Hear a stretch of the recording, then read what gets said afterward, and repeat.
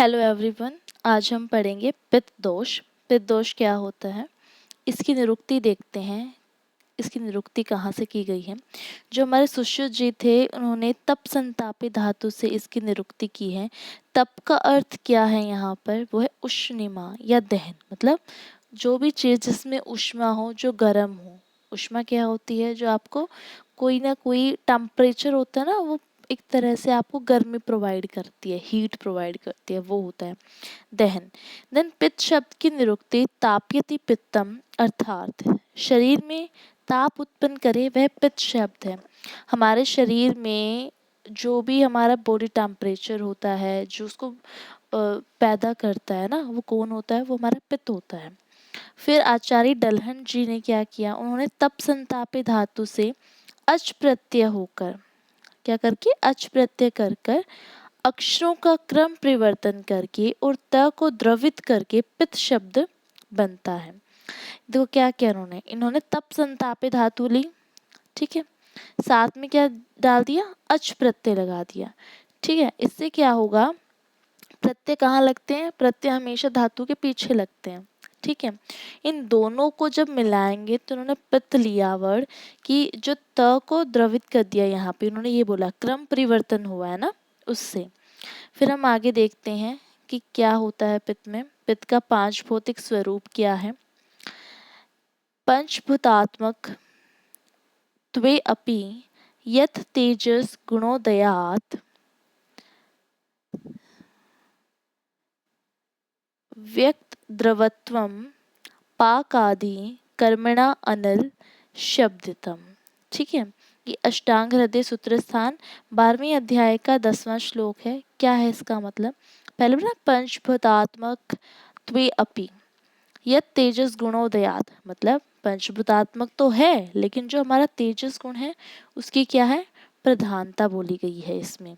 फिर व्यक्त द्रवत्वम पाक आदि कर्मणा अनिल शब्दितम, तो इसका मतलब क्या है कि यह क्रियाशील अवस्था में, क्रियाशील मतलब जब ये एक्टिव होता है, जब ये काम कर रहा होता है, उस टाइम पे अपने द्रवत्व को छोड़कर, देखो द्रव जो होता है वो फ्लूइड के लिए बोला जाता है, जो फैल सकता है। जितने भी हमारे फ्लूइड होते हैं वो क्या कर सकते हैं, उनके अंदर बहने की कैपेसिटी होती है।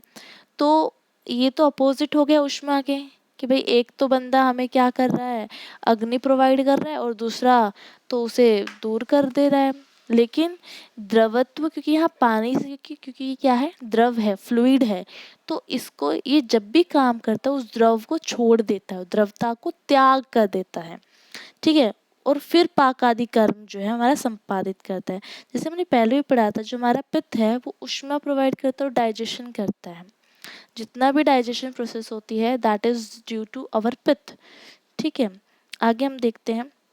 अब ये भी प्रश्न हमारे, क्वेश्चन तो आता ही है हमारे दिमाग में कि पित्त जो है वो तेजस गुण का विरोधी द्रवत्व गुण धारण करते हुए पाचन आदि कर्म किस प्रकार संपन्न करता है। तो ये क्वेश्चन हमारा, भाई अभी ये तो द्रवत्व तो है इसके अंदर, और तेजस गुण का तो विरोधी, तेज क्या है, गर्मी है, उष्णता है, और द्रवत्व क्या है, अब पानी और अग्नि का कोई कॉम्बिनेशन है क्या, नहीं है ना, वही बात इन्होंने बोली है। लेकिन फिर आचार्य जो वाग्भट जी थे हमारे, उन्होंने इसका स्पष्टीकरण, इसको क्लैरिफाई किया। क्या बताया उन्होंने कि प्रथम तो जो पित्त है ना उसमें तेजस गुण की प्रबलता होती है। सबसे पहली बात तो भाई जो इसमें अग्नि है वो बहुत ज्यादा है, ठीक है। देन पाकादि कर्म जब ये करता है तो अपने द्रवत्व गुण को, अपने फ्लूइड जो इसका द्रव पार्ट है उसको ये त्याग करके करता है आपका पाकादि कर्म। आगे हम देखेंगे इसका पंचभूतात्विक स्वरूप में। मैंने एक टेबल बना दिया, आप इसको लर्न कर सकते हैं, याद कर सकते हैं।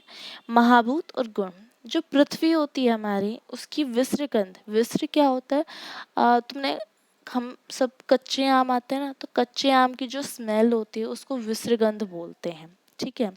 उसकी वजह से, उस पृथ्वी की वजह से वो विस्रगंध होती है। जो जल है वो द्रव, अभी हमने पढ़ा ना कि द्रवता भी होती है इसमें, ठीक है। द्रव क्या है यहाँ पे हमारा, फ्लूइड है। देन सस्नेह, सस्नेह क्या होता है कि ये होता है आपका थोड़ा सा ये ऑयली है ना। कहते हैं ना कोई कोई लोग की स्किन थोड़ी ऑयली होती है, कॉम्बिनेशन स्किन आ गई किसी, कुछ ऐसा हो गया, तो सस्नेह का मतलब होता है थोड़ा ऑयली है। देन सर, मतलब घूम सकता है भाई ये, ठीक है। देन आता है आपका अग्नि की वजह से क्या है, सत्व गुण की प्रधानता आ गई। उष्ण है, तीक्ष्ण है और आग्नेय है। गर्म भी है, तेज भी है, तीक्ष्ण भी तेज है और आग्नेय भी कर्म है इसमें। जो वायु थी वो आपको रुक्षता, ड्राइनेस और विषदता प्रोवाइड कर रही थी। ठीक है। फिर आता है आपका आकाश। आकाश क्या करता है, वो लघुता प्रोवाइड करता है, मतलब लाइटनेस। देन जो मैंने विशदता वर्ड बोला है, इसका जो मीनिंग आता है वो क्लियरेंस आता है, कि भाई जो एक तरह से क्लियर करे आपके चैनल्स को और इनको, तो विशदता उस वे में इसका यहाँ पे यूज हुआ है। ठीक है। आगे हम देखते हैं पित्त का स्वरूप एवं गुण। तो पित्त का स्वरूप का ज्ञान उसके गुण एवं कर्मों को दृष्टि में रखकर किया जा सकता है। किसको, उसके गुणों को देखो और उसके कर्मों को देखो। अब देखो गुण देखते हैं हम क्या बोला गया है। पित्तम सहस्नेतिष्ठ औष्णम लघु विश्रम सरम द्रवम। यह अष्टांग हृदय सूत्र स्थान पहले अध्याय का 11वां श्लोक है। क्या कहा गया है, जो पित्त है ना वो सहस्नेय है, थोड़ा सा स्निग्ध है। देन तीक्ष्ण है, उष्ण है, तीक्ष्ण में भी तेज है काफी, उष्ण गर्म होता है। लघु जो है वो लाइट है। विस्र मैंने बताया आम गंधी स्मेल होती है इसके अंदर। देन आता है आपका सर, कि भी चल सकता है और द्रव गुण युक्त होता है। द्रव भाई फ्लूइडिटी है इसके अंदर। अब जो हमारे सुश्रुत जी थे उन्होंने सूत्र स्थान बताया कि जो पित्त है ना वो तीक्ष्ण द्रव, दो तो वही आ गए, पूती दुर्गंधित, भाई दुर्गंधित होती है इसमें काफी, ठीक है, स्मेल आती है। नील एवं पीत वर्ण का होता है, या तो ये नीला होगा या फिर पीला, येलो कलर होगा या ब्लू कलर होगा। देन उष्ण एवं कटु रस का होता है। उष्ण हमने देखो 6 रस आते हैं आपके, मधुर, अम्ल, लवण, कटु, तिक्त और कषाय। तो यहाँ पे मैं पहले, क्योंकि मैंने कषाय को के से डिनोट किया था, तो यहाँ मैं कटु को के ए से कर रही हूँ। ठीक है। तो जो कटु रस होता है वो इसमें होता है, और विदग्ध हो जाने पर इसमें अम्ल रस हो जाता है। देखो जब आप चरक पढ़ोगे ना, तो चरक जी मानते हैं कि जो पित्त है उसका जो गुण होता है, जो रस होता है वो अम्ल होता है ना। लेकिन जो सुश्रुत जी थे उन्होंने कहा कि भाई नहीं नहीं, इसका ये गुण नहीं होता, अम्ल गुण नहीं है, इसका कटु रस है। अम्ल तो तब होगा जब ये विदग्ध, मतलब एक तरह से इसका पाक अच्छे से नहीं हुआ। ठीक है, मतलब जब ये विकृत अवस्था में आ गया, एक तरह से वो वाली बात बोली है इन्होंने। फिर जो हमारे आचार्य डलहन जी थे, उन्होंने सामा अवस्था में पित्त को नील वर्ण को, निराम अवस्था में पित्त वर्ण का बताया है, पीत वर्ण का, सॉरी। तो वही भाई, अगर आप नो आपका प्राकृत अवस्था में मतलब इक्विलिब्रियम में है, तो वो किस कलर का होगा, ब्लू कलर का। लेकिन जैसे ही वो निरामावस्था में आ जाएगा, मतलब वो इक्विलिब्रियम में नहीं है, तो वो हो जाएगा येलो कलर का। ठीक है, जैसे हमें जॉन्डिस होता है, हमने देखा ना जॉन्डिस के टाइम हम कैसे हो जाते हैं, येलोइश अपीयरेंस हो जाती है हमारी आईज की, स्किन येलो हो जाती है, तो हम उससे भी इसको ले सकते हैं। अब आते हैं आगे, प्राकृत पित्त के कर्म क्या होते हैं। पित्तम पक्त उष्म दश नहीं, शुद्ध त्रंग रुचि प्रभा मेधा, धी शौर्य तनु मार्दवा। देखो इसका मतलब क्या है, ये अष्टांग हृदय सूत्र स्थान 11वें अध्याय का 3रा श्लोक है। जो प्राकृत पित्त होता है ना, देह में सदा क्या कहता है, पक्त। यहाँ पे पक्ति वर्ड यूज किया गया, पक्ति फॉर पाचन। देन यहाँ पे आया उष्म, उष्मा, यहाँ पे इन्होंने संधि कर रखी है इसलिए वो पक्ति उष्म आ गया। तो यहाँ पे क्या गया, पक्ति जमा उष्मा, पाचन हो गया, उष्ण, उष्णता दे दिया। देन दर्श नहीं, भाई देखने की शक्ति भी दे रहा है हमें। ठीक है। देन शुद्ध त्रंग, ये जो शुद्ध है ना, यहाँ शुद्धा को लिया गया है, मतलब शुद्धा आपकी क्या होती है, आपका एपेटाइट कैसा, आपको कैसी भूख लगती है। ठीक है, तो आपको कैसी भूख लगती है, वो किससे, वो शुद्ध, वो होगा आपका शुद्धा, हंग्री, कितने होते हो आप। देन आपका आता है तृष्णा, तो तृष्णा क्या है, आपको कितनी प्यास लगती है, थर्स्ट कैसी है। ठीक है। देन रुचि, भाई किसी काम करने में रुचि भी है कि नहीं है, तो रुचि प्रदान करता है। प्रभा जो होती है, आपकी स्किन चमक रही है, या आप काफ़ी कहते हैं ना, आपकी जो ब्राइटन हो, आप काफ़ी आज तो बड़े अच्छे लग रहे हो ना, एक एक अलग ही चमक होती है आपकी स्किन में, वो पित्त की वजह से होती है। देन मेधा, मेधा जो होती है वो ग्रेस्पिंग पावर है आपकी। ठीक है। बुद्धि, आप कितना रिकॉल कर पा रहे हो, कितना आपका माइंड शार्प है, वो आ गया। शौर्य, आप शौर्यता इज लाइक कि आप के अंदर, शौर्य का हम चलो बाद में डिफाइन करेंगे, ठीक है। एवं मृदुता, मृदुता क्या होती है कि आपको ये मृदु सॉफ्टनेस लेके आता है, ठीक है। और जैसे हमने शौर्य का ये तो बहुत शौर्यवान है, मत उसका मतलब क्या आता है कि जो निडर होते हैं ना, जो लोग डरते नहीं हैं, वो शौर्य है, ठीक है। तो यहाँ पे हमने इसके ये हमने कर्म बता दिए। इसको आप एक याद कर लीजिएगा, ये जो श्लोक है वो याद कर लेंगे तो उससे आपका ना ये सारे याद हो जाएंगे, आपको अलग से भूलेंगे नहीं, एक बार श्लोक याद कर लेंगे तो। अब आते हैं प्राकृत पित्त का स्थान क्या होता है, तो ये आएगा आपका स्वेदो रसो लसिका रुधिरा आमाशयस्य पित्त स्थानानि तत्राप्य आमश्यो विशेषण पित्त स्थानम। मतलब ये चरक सूत्र स्थान का जो 20वां अध्याय उसका 8वां श्लोक है। स्वेद, जो आपका जितना भी स्वेट होता है, स्वेटिंग में, रस में जो आपके रस धातु होती है, लसिका, ठीक है। लसिका हम लिम्फेटिक से लेते हैं, जो लिम्फ होती हैं उनसे लेते हैं हम, लिम्फेटिक सिस्टम से। एंड रुधिर, रुधिर का मतलब होता है रक्त से, इससे रक्त से, ब्लड। और कहीं कहीं आपका रस जो होता है वो प्लाज्मा से होता है, ठीक है। लसिका मैंने जैसे बताया लिम्फेटिक सिस्टम, और स्वेद हमने बताया आपका स्वेट, ठीक है, पसीना आपका। देन आमाशय, आपकी स्टमक, ये पित्त के अधिष्ठान बोले गए, इनमें आमाशय विशेष स्थान माना गया है, आमाशय को विशेष। अब एक और पॉइंट आपको बताती हूँ, जो अष्टांग हृदय जी हैं, हृदयकार थे, ठीक है, उन्होंने पित्त का मेन जो स्थान माना है वो नाभि माना है। क्या माना है? नाभि। तो आप इसको भी याद कर लेना कि अष्टांग हृदय सूत्र स्थान, क्योंकि आप पढ़ेंगे, मैंने यहाँ पे क्यों चरक का श्लोक डाला है, क्योंकि आप चरक पढ़ोगे ना, सेकंड प्रॉफ में आपकी आएगी चरक, बट आप लोग ज़्यादा से ज़्यादा क्या होगा कि हमारा चरक पे और सुश्रुत संहिता उस पर बहुत ज़्यादा कहते हैं ध्यान दिया जाता है, काफ़ी अटेंटिवली उसको पढ़ा जाता है, चरक को बहुत ज़्यादा पूरी आप उसमें पढ़ोगे। सेकेंड फर्स्ट प्रॉफ में तो 12 इसके चैप्टर्स हैं, सेकेंड में पूरी आएगी पूर्व स्थान, देन उत्तर स्थान आएगी लास्ट में।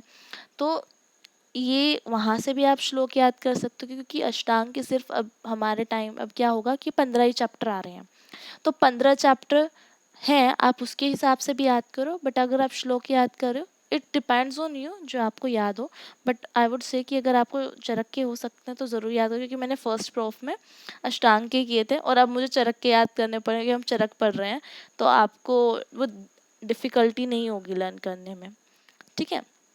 अब आते हैं प्राकृत पित्त के भेद क्या है। पाचक रंजक साधक आलोचक भ्राजक त्व भेदय पित्तम, ये अष्टांग संग्रह सूत्र स्थान 20 का है। दोनों जो अष्टांग संग्रह देखो वो लिखिए आपके वृद्धवाग भट्ट जी ने, ठीक है, वृद्धवाग भट्ट, सॉरी।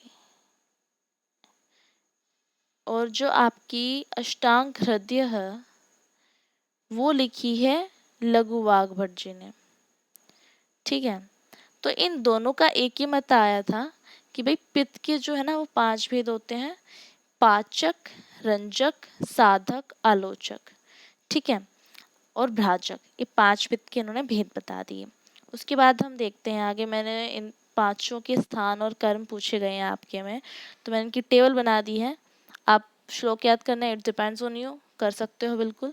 इसकी छोटी टेबल की अगर आ जाता है क्वेश्चन, मतलब ऐसे ही आता है भाई कितने भेद हैं, तो टाइम नहीं है, तो just make this table and you will get number, अच्छे नंबर आपको मिल जाएंगे इससे।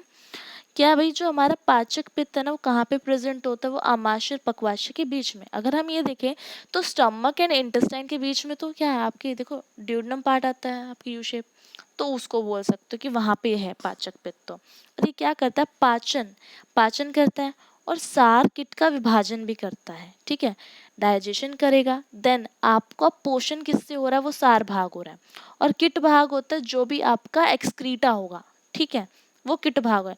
देन शेष पित्तों को बल प्रदान करता है, और जितने भी 4 पित्त रह गए उनको भी बल प्रदान करे, क्योंकि पोषण कर रहा है ना हमारा। देन जो रंजक पित्त है वो आमाशय में प्रेजेंट होता है, that is stomach, and then रस का रंजन करता है। जो रंजक होता है ना, वो क्या करता है, रस से रक्त को बनाता है। तो रस से रक्त को बनाने के लिए आपको उसको, लाल कलर का होता है रक्त, तो हमारा रेड कलर होता है, और रस का कोई कलर नहीं होता, तो उसका रंजन कर रहा है, मतलब उसे रंग रहा है। ठीक है। देन आपका आता है साधक पित्त, जो क्या होता है, वो हृदय में स्थित होता है। क्या काम करता है, बुद्धि, मेधा, अभिमान आदि के द्वारा अभिष्ट अर्थ सिद्ध करना। ठीक है। जितनी भी आपका बुद्धि का काम हो रहा है, मेरा ग्रेस्पिंग पावर, मेमोरी, ठीक है, आपका अभिमान, ठीक है, ये सब किसके उसमें आते हैं, ये साधक पित्त करते हैं। देन आलोचक जो होता है, वो दृष्टि में होता है। हमारी दृष्टि कभी रुकती है ना, हम देखते रहते हैं, कभी यहाँ देख रहे हैं, कभी वहाँ देख रहे हैं, तो we are very Chanchal kind of. तो जो आलोचक, आलोचक वे भी चंचल है, क्रिटिसाइज कर रहा है, ठीक है, तो वो कहाँ पे रहता है, वो दृष्टि में रहता है, रूप ग्रहण करने में सहायक होता है, हम देख पाने में कैपेबल होते हैं उससे। देन आपका आता है भ्राजक पित्त, जो त्वचा में रहता है और क्या करता है, त्वचा को कांति युक्त करता है। जो आपकी, मैंने कहा था ना, ब्राइटनेस जो आती है, ब्राइटनेस आती है आपकी, काफ़ी स्किन चमक रही है, जो भी लाइटनिंग ग्लोइंग नेचर होता है, वो भ्राजक की वजह से होता है। ठीक है। ये हमारा पित्त खत्म हो चुका है। अब इसमें यही था, आपको मैं नोट्स प्रोवाइड कर दूंगी, आप मेरे टेलीग्राम चैनल पे जुड़ जाइएगा, वहाँ पे आपको नोट्स मिल जाएंगे, और इंस्टा पे भी मैं इसकी जो आपकी फ़ोटो फॉर्म में इसको अपलोड कर दूंगी वहाँ पे। ठीक है। देखो पित्त क्या होता है, त्रिदोष में आता है, हम इसको थोड़ा सा रिव्यू कर लेते हैं। पित्त क्या करेगा, त्रिदोष में आता है। अब त्रिदोष क्या होते हैं, वो बेसिक एंटिटी है हमारी बॉडी की, शरीर की बेसिक एंटिटी है। दैट मीन्स कि अगर वो इक्विलिब्रियम में है तो हमारा पोषण भी कर रही है, धारण भी कर रही है, दैट इज नरिशिंग अस, और हमारे सिस्टम को ठीक रखती है, to keep us away from the disease. But whenever, जब भी हमारे दोष विकृत हो जाते हैं, कोई भी दोष में किसी भी वो इक्विलिब्रियम पोजीशन से हट गया, ठीक है, तो क्या करेगा, कोई ना कोई डिजीज पैदा करता है। तो उसी का एक दोष क्या है, वो पित्त दोष है। और पित्त दोष क्या करता है, ये उष्मा के लिए यूज किया जाता है। इसको सूर्य से, कहते हैं ना, हम सूर्य से रिलेट करते हैं, जैसे सूर्य हमें उष्मा प्रोवाइड करता है, जैसे वो हमारे लिए ज़रूरी है। अगर सूर्य ना हो तो क्या जीवन संभव हो पाएगा, बिना सूर्य के नहीं हो। वैसे पित्त है, उसके भी उसी से रिलेशन किया गया है। ठीक है।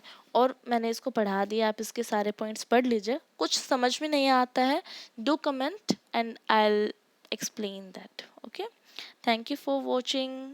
सब्सक्राइब कीजिए मेरे चैनल को अगर आपको अच्छा लगे तो।